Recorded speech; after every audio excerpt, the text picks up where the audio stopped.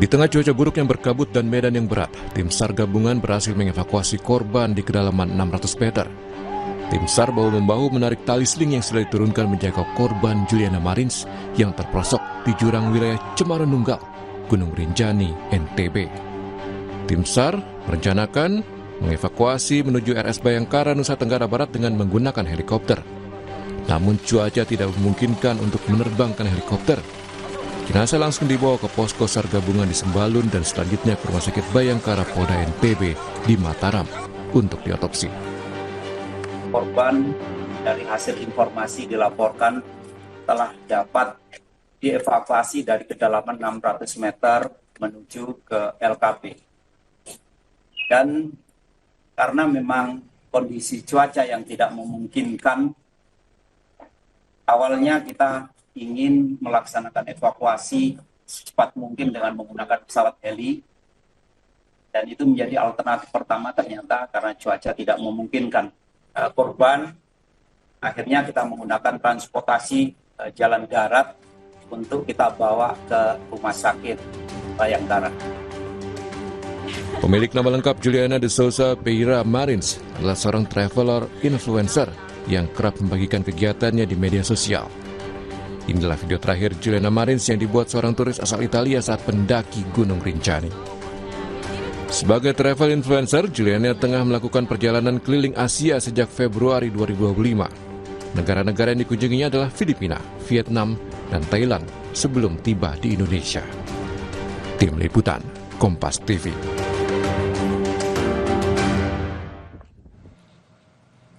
Sebelumnya, saudara, akibat insiden ini banyak warganet Brasil yang menulis komentar di media sosial Presiden Prabowo Subianto. Mereka menulis kalimat "Salve Juliana" atau berarti "selamatkan Juliana". Warganet Brasil minta pemerintah Indonesia mengevakuasi Juliana. Sebelumnya, saudara, kejadian tragis yang menimpa pendaki asal Brasil menjadi pelajaran dan catatan bagi porter dan pemandu di pendakian kawasan Sembalun, Gunung Rinjani. Mereka berharap pendaki menyiapkan diri sebelum dan saat melakukan pendakian ke Rinjani, mengingat medan pendakian menuju puncak harus melewati jalur ekstrim dan butuh kehati-hatian.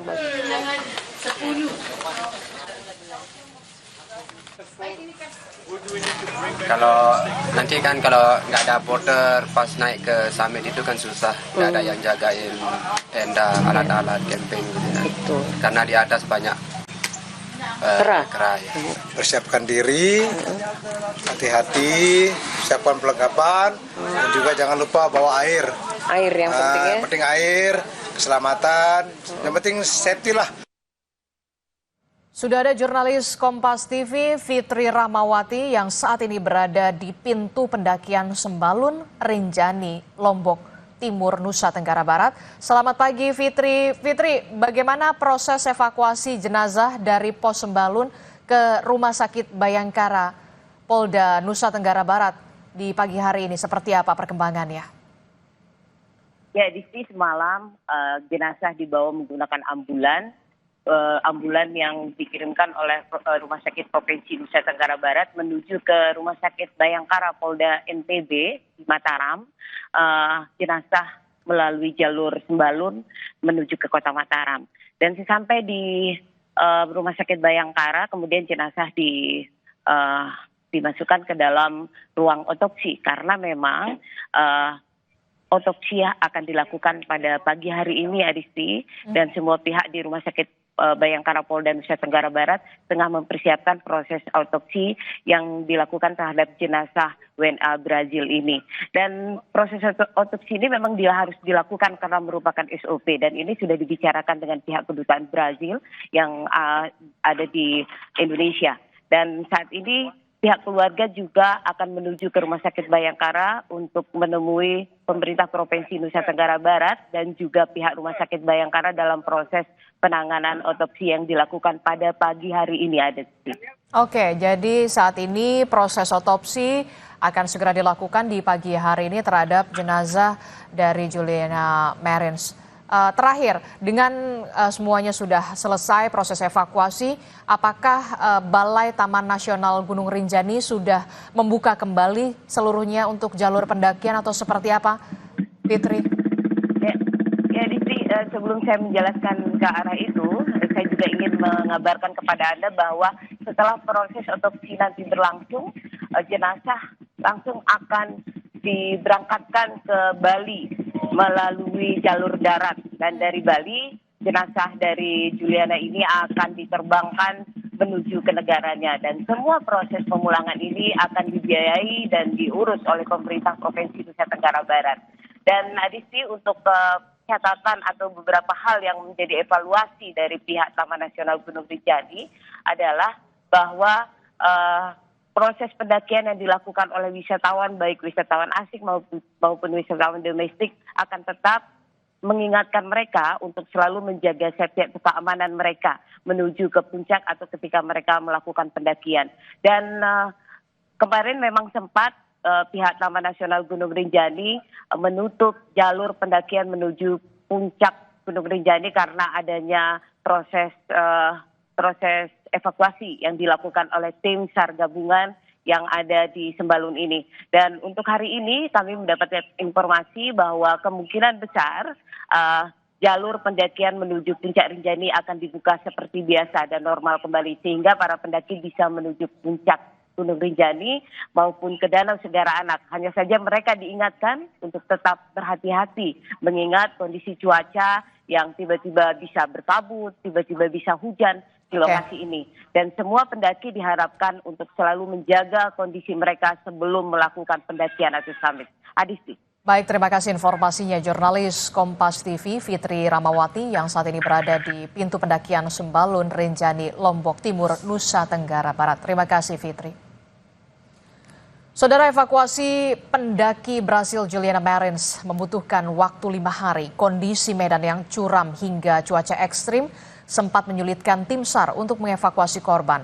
Kita akan tanyakan langsung kepada tim SAR dan organisasi pencinta alam Wanadri soal sulitnya menaklukkan medan dan cuaca ekstrim di gunung. Sudah bersama kami Ketua Komisi Operasional Dewan Normatif Wanadri. Bersama kami di Studio Orange sudah ada Kang Alisar. Selamat pagi, Assalamualaikum Kang Ali. Waalaikumsalam warahmatullahi wabarakatuh. Sehat ya Kang Ali? Alhamdulillah sehat. Kemudian melalui sambungan Zoom kita juga sudah bergabung dengan tim SAR yang ikut mengevakuasi warga negara asing asal Brazil. Sudah ada Mas Herna Hadi Prasetyo. Selamat pagi, Assalamualaikum. Mas Tio. Mas Tio, audio masih di mute, bisa di... Oke, baik. Mas Tio, selamat pagi Mas Tio. Pagi. Oke, Mas Tio, kami ucapkan terima kasih pada seluruh tim evakuasi yang sudah bertugas begitu ya sampai akhirnya berhasil mengevakuasi jenazah Juliana Marins di hari kelima. Mas Tio, ini adalah penampilan perdana Anda di televisi. Bisa diceritakan kondisi medan di lokasi jatuhnya korban sejauh ini? Baik. Untuk medannya memang sangat ekstrim. Yang pertama kita di hauling itu di sejauh 400 meter,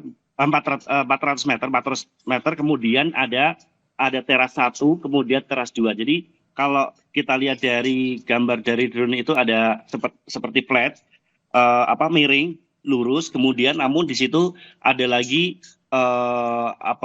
ada teras ke-1, ada teras ke-2. Oke. Nah, disitulah si korban itu berada di teras yang kedua itu yang kita harus traveling lagi sejauh sekitar 200 lagi. Jadi dari yang tadinya itu kelihatan yang hari pertama, hari kedua itu 200 meter yang pertama, dan itu kita kemarin mencoba lagi untuk turun ke 200 meter lagi seperti itu. Jadi cukup sulit. Kemudian memang perjuangan sangat luar biasa karena di situ banyak batu-batu juga nimpa ke. Untung kita bawa peralatan yang safety seperti helm sehingga bisa mengamankan kepala kita ketika ada banyak batu jatuh-jatuh di situ gitu. Oke, Mas Tio, berarti Anda adalah orang yang turun terjun ke bawah untuk kemudian mengevakuasi jenazah korban Juliana sampai di kedalaman 600 meter atau kemudian ada shifting di sana? Suaranya bisa sedikit besar.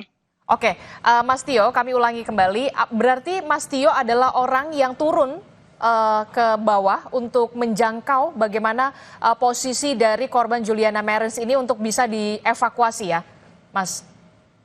Iya, salah satu karena kita sebetulnya yang turun ada 7 tim, kemudian dari titik yang korban itu turun lagi, kita yang diturunkan ada 4 orang. Ada saya yang pertama dari Basarnas, kemudian ada saya, ada Agam, kemudian ada satu Mas Bang Botol. Ada 4 orang yang untuk menuju ke titik korban itu gitu, karena jaraknya masih lumayan lagi untuk menuju ke titik yang teras kedua ini, seperti itu. Apa kendala yang paling besar pada saat Anda dan juga tim di sana untuk mengevakuasi, karena memang itu kan medannya curam sekali gitu, terjal, bahkan di sana kan memang berpasir begitu dan juga berbatu. Betul. Untuk bagian atas itu banyak pasir dan batu lepasan, sehingga apabila kita tidak hati-hati itu bisa juga mengancam nyawa si teman-teman ini, keselamatan teman-teman ini yang evakuasi. Kita harus selalu menjaga, ngasih tahu kalau ada batu jatuh dan segala macam kayak gitu, kita langsung menghindar. Dan medannya memang sangat ekstrim ya. Jadi yang teras pertama 2 ini 90 derajat. 90 derajat itu bisa dibayangkan dan batunya lepas semua. Ada banyak batu lepas yang itu juga bahaya. Sedangkan kita di malam kemarin itu kita ngecampnya di kita melakukan flying camp. Jadi kita menggunakan angkur-angkur yang ada di situ, kita bikin batu-batu yang ada di situ kita bor, kemudian kita bikin flying camp, itu kita pasang pengaman angkur. Jadi kita tidur yang mungkin di drone itu kita kira ada lokasi flat, ternyata semuanya miring dan batu lepasan, sehingga kita tidur itu tidak menggunakan tenda, tidak menggunakan flysheet, kita hanya menggunakan sleeping bag sama SB sama jaket yang seadanya di situ, dan menggunakan pengaman kalau tidak kita merosot. Dan kita jaraknya sama korban ini kurang lebih 3-4 meter jarak kita tidur atau ngecamp di situ. Gitu. Saya tidak bisa membayangkan. Dan cuacanya sering di situ berubah sering kabut, cepat sekali, sehingga itu menjadi tantangan tersendiri dalam proses evakuasi. Cuacanya tuh tiba-tiba berkabut, kemudian angin kencang, atau seperti apa, bisa diceritakan, Mas Tio? Lebih ke kabut tebal sih, kabut tebal. Oke, jadi memang kabut tebal. Jadi jarak pandang kita melakukan rappelling, dan itu jarak pandang kita sangat tipis gitu. Oke, jadi kemudian ada kendala kabut tebal yang kemudian menghalangi pandang atau jarak pandang ketika Anda dan juga bersama tim ini tengah melakukan rappelling untuk kemudian menjangkau titik dari korban Juliana. Saya ke Kang Alisar. Kang Alisar, ini kalau kita lihat ya, Gunung Rinjani ini kan ketinggiannya saja 3.726 mdpl begitu, dan jadi salah satu gunung yang banyak sekali diminati oleh wisatawan asing. Selain juga pendaki dari lokal begitu ya, tapi wisatawan asing, pendaki-pendaki profesional juga banyak sekali datang ke sana. Lebih banyak bolehnya bahkan kalau ke sana. Nah, apa yang kemudian harus disiapkan sebenarnya? Karena kalau tidak salah, gunung itu kan juga memang ada grade-grade-nya. Standar operasional prosedurnya seperti apa untuk evakuasinya sebenarnya? Baik, terima kasih. Pertama-tama kami dari Wanadri mengucapkan bela sungkawa kepada korban dan keluarganya. Terus yang kedua, kami sangat mengapresiasi tim besar yang menjadi atensi daripada pemerintah Indonesia, baik dari pusat, daerah, unsur SAR, Basarnas, TNI Polri, dan kita wajib mengapresiasi itu karena alhamdulillah telah berhasil mengevakuasi korban sampai ke rumah sakit. Betul. Itu satu. Kemudian pertanyaan Mbak Lesa tadi, kami dalam melakukan kegiatan di alam terbuka, kita harus sadar betul ada dua faktor. Kita harus paham betul ada dua faktor bahaya yang wajib para penggiat ketahui. Pertama adalah bahaya subjektif. Bahaya subjektif itu seperti apa? Artinya adalah bahaya yang berasal dari pelaku sendiri atau penggiat. Oke. Dan itu bisa dimitigasi atau bisa dilatih atau bisa dimaksimalkan. Yang kedua adalah bahaya objektif atau objective danger. Itu berasal dari faktor eksternal, yaitu alam terbuka. Yeah. Nah, kita para penggiat harus paham betul dan sadar betul kalau kita berkegiatan di alam terbuka harus paham betul dua bahaya tersebut. Okay. Nah, artinya apa yang bisa kita siasati dalam dua bahaya tersebut? Untuk subjektif, bahaya subjektif yaitu subjektif danger, kita bisa mitigasi dengan cara persiapan berlatih, baik fisik, pengetahuan maupun mental. Kemudian yang kedua, yang objektif, bahaya objektif itu minim sekali kita bisa mitigasi karena itu menyangkut kepada faktor alam yang tidak bisa seperti tadi ceritakan oleh Mas Tio tadi. Saya membayangkan beberapa operasi SAR apalagi di Gunung Rinjani dan medan yang dekat puncak itu betapa sulitnya. Betul. Kita apresiasi tim SAR itu betapa sulitnya. Jadi bahkan dengan metode lifting tersebut pada posisi medan yang terbuka, minim vegetasi untuk menyelamatkan sendiri, tim penyelamat sendiri itu akan kesulitan. Ya, dan beresiko juga. Beresiko juga. Jadi bayangkan tantangan si penyelamat tersebut untuk menyelamatkan korban, kedua dia harus menyelamatkan dirinya sendiri dulu. Betul. Jadi itu faktor yang perlu dicatat di dalam tragedi ini. Jadi saya pikir kembali bahwa penggiat di alam terbuka kita harus betul-betul paham betul faktor apa yang akan kita hadapi. Demikian, Mbak. Oke, jadi nggak bisa tiba-tiba, kita naik gunung deh gitu ya. Tiba-tiba berniat untuk naik gunung, yang dilihat Gunung Rinjani lagi kan. Betul. Memang harus ada persiapan khusus yang harus dilakukan setidaknya 1 minggu sebelumnya. Betul.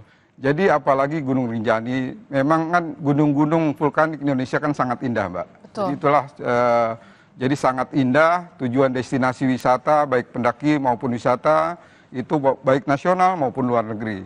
Kita bersyukur di Indonesia punya destinasi pendakian gunung yang sangat indah, terutama Gunung Rinjani. Itu sangat indah. Nah, kembali kepada persiapan tadi, jadi usahakan menggiat di alam terbuka, apalagi pendakian gunung, manjat tebing, atau arung jeram segala macam, kita di Wanadri biasanya dibekali 3 keterampilan.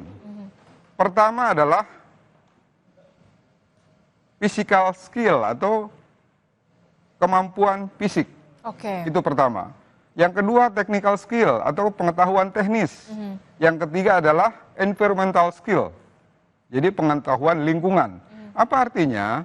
Jadi yang pertama adalah mengenai physical skill. Kita akan bepergian atau akan melakukan kegiatan alam terbuka, medannya seperti apa, kita sesuaikan dengan kondisi kita. Kita harus melatih diri kita supaya kita siap secara fisik untuk melakukan kegiatan tersebut. Yang kedua, technical skill. Kita harus pelajari betul medannya seperti apa, seperti tadi, ketinggiannya berapa, cuacanya bagaimana, itu harus kita pelajari sebelumnya, agar apa? Kita minimal bisa memitigasi kendala-kendala yang akan kita hadapi. Nah, terakhir, yang environmental skill adalah kita harus sadar betul kita akan melakukan kegiatan di daerah mana. Jadi kemudian kita akan mendaki gunung, cuacanya akan dingin, cuaca berubah-ubah. Nah, dari hal tersebut, kalau kita pelajari dan kita miliki kemampuan tersebut, minimal kita bisa meminimalisir hal-hal yang tidak diharapkan. Demikian. Oke, jadi memang harus ada skill-skill tertentu. Betul, ya. Kemampuan fisik, kemampuan teknis, dan juga tadi environment ini yang tadi, skillnya yang tadi yang harus dipenuhi begitu ya. Betul. Ini kan apa ya, kita lihat ini peristiwa terjadi pada hari Sabtu. Siapa sih yang mau ada peristiwa kecelakaan semacam ini begitu ya? Nggak ada yang mau. Tapi kemudian ini terjadi, kemudian di hari kelima baru bisa berhasil dievakuasi setelah tadi disebutkan oleh Mas Tio, salah satu tim yang juga turun ke bawah begitu ya untuk menjangkau korban dan bahkan sempat ngecamp di sana, melihat bagaimana kondisinya, seperti apa, betapa sulitnya. Tapi kemudian warganet kan kita tahu juga banyak sekali yang menggeruduk begitu ya akun-akun media sosial, bahkan akun media sosial Pak Prabowo yang mengatakan ya ini agak lambat dan segala macam. Nah, apa yang harus dievaluasi dari segi kita, dari sisi internal kita, pemerintah Indonesia, apa yang bisa dievaluasi dari sini, jangan sampai kemudian soal proses evakuasinya ini jadi permasalahan. Standarnya ini harus seperti apa? Baik, sebelum lari kepada pertanyaan tadi, kita harus evaluasi betul bahwa setiap para penggiat maupun para fasilitator harus camkan betul beberapa aspek yang harus diperhatikan. Pertama adalah persiapan. Persiapan pada pelaku dan fasilitator. Kemudian kedua, aturan main. Ya, aturan main di lokasi itu seperti apa? Itu harus betul-betul diperhatikan. Kemudian kedua adalah faktor kondisi alam yang harus diperhatikan, baik bagi pelaku maupun oleh fasilitator. Kemudian yang terakhir adalah yaitu tadi masalah daripada kesiapan pada semua. Nah, terkait pertanyaan Mbak tadi terkait kenapa lambat, yang paling paham adalah pelaku kegiatan dan kedua adalah tim yang berada di sana. Jadi itu kenapa masalah lambat segala macam, banyak faktor, banyak variabel yang menjadikan kenapa keterlambatan terjadi. Yang paling kalau saya analisa saya adalah faktor cuaca alam yang memang menghambat itu semua. Faktor cuaca dan alam. Betul. Jadi saya pikir fasilitas di Rinjani saya pikir sudah cukup bagus ya, Taman Nasional segala macam saya pikir sudah cuman kendala alam itu yang memang tidak bisa kita hadapi dengan gegabah. Itu seperti ya cuaca berubah-ubah seperti Mas Tio tadi katakan benar sekali, di gunung itu unpredictable cuacanya. Hari ini biasa berapa detik bisa berubah. Itu satu. Kemudian jarak pandang, otomatis tim evakuasi nggak bisa merekomendasikan SOP atau cara evakuasi itu gegabah. Karena dia harus memperhatikan beberapa hal, selain menyelamatkan korban, dia juga harus memperhatikan safety daripada penyelamat itu sendiri. Nah, saya perhatikan kondisi korban jatuh di ketinggian 3.000 ke atas, kemudian dengan jurang 500, itu betapa sulitnya menganalisa medan tersebut, karena tidak mungkin jarak pandang atau pandangan si korban terlihat langsung. Walaupun dengan beberapa alat yang diterjunkan, saya pikir dengan faktor ketinggian medan yang cukup sulit, itulah beberapa hal yang mungkin ya menjadi kendala daripada tim kita untuk melakukan penyelamatan. Oke lah. Kita lihat memang cuaca berubah-ubah, ekstrim, kabut tebal, kemudian berpasir dan segala macam. Tapi kemudian yang menjadi pertanyaan adalah sebenarnya standar keselamatan di masing-masing gunung ini seperti apa begitu ya? Kementerian Pariwisata juga seperti apa koordinasinya dengan tim SAR dan segala macam gitu ya khususnya. Karena kita tahu wisatawan asing di Gunung Rinjani banyak. Banyak sekali begitu ya. Nah, kalau kita mau berkaca di gunung-gunung di luar negeri lainnya yang sudah punya standar keselamatan yang cukup bagus gitu ya. Nah, bagaimana kemudian itu bisa diaplikasikan ke Indonesia? Baik, jadi kan kita tren mendaki gunung kan terus naik ya Mbak ya di Indonesia ini. Dan pemerintah juga dan penggiat juga terus mengevaluasi hal-hal tersebut. Cuman yaitu tadi ada beberapa faktor yang memang terkendala tergantung situasinya di mana. Jadi memang di luar negeri fasilitatornya memang sudah cukup mumpuni, tapi notabene belum tentu juga mereka terhindar daripada musibah atau celaka. Kembali kepada alam yang akan menentukan kan gitu. Nah, evaluasinya ke depan bagi kita, saya pikir koordinasi itu penting. Saya pikir Indonesia sudah punya institusi search and rescue yang cukup bagus, dalam hal ini Basarnas. Tinggal bagaimana kita cara mengkoordinasikan lebih baik, mempelajari medannya segala macam, mempersiapkan tim teknisnya, mempersiapkan peralatan yang mendukung, yang mumpuni agar supaya begitu terjadi tragedi itu bisa cepat dilakukan penyelamatan. Jadi kalau menurut Anda perlu ada peningkatan koordinasi antara sektor pariwisata, SAR, BPBD ataupun Basarnas ini yang kemudian harus benar-benar diwujudkan begitu, jangan sampai kejadian sampai berhari-hari ini menjadi pelajaran juga buat kita. Betul, saya pikir koordinasi itu kan sudah cukup dilaksanakan ya. Cuman memang untuk mengambil keputusan evakuasi dalam kondisi medan yang cukup berbahaya, saya pikir itu perlu kajian atau keputusan atau koordinasi yang cukup maksimal agar supaya apa tindakan yang dilakukan tersebut sesuai dengan prosedur yang maksimal. Demikian. Oke, saya ke Mas Tio. Mas Tio masih bergabung bersama Kompas TV, Mas Tio? Iya, masih. Iya, Mas Tio, saya ingin tahu untuk standar keselamatan di Gunung Rinjani sendiri dari yang sudah Anda lakukan di sana, begitu seperti apa sebenarnya? Dari segi peralatan, kemudian tim, begitu ya, seperti apa di sana? Karena ya sedikit apa juga ya, sedikit agak miris begitu ketika warganet begitu ramai-ramai menggeruduk begitu media sosial bahkan milik Pak Prabowo yang mengatakan ini kok lambat sekali ya gitu. Apa yang ingin Anda sampaikan sebenarnya? Baik, saya sendiri pendiri atau penggagas shelter emergency di Rinjani ini sudah ada di Pelawangan Sembalun dan ada di Danau. Ini sebetulnya shelter emergency ini juga fungsinya untuk penanganan emergency. Biasanya memang di situ untuk hipotermia, kemudian kecelakaan yang ringan itu biasanya memang langsung dievakuasi di shelter emergency. Kebetulan saya mendesain, kemudian yang shelter emergency ini sebetulnya sudah lama di Rinjani. Kebetulan waktu itu kebetulan saya juga di Jakarta mempersiapkan untuk pelatihan untuk tim Rinjani Squad yang saya bentuk juga, pelatihan terhadap masyarakat maupun untuk para guide untuk menambah kualitas mereka untuk teknik vertical rescue dan segala macam. Memang sebetulnya harusnya tanggal 26 itu saya berangkat dari Jakarta, namun karena kondisi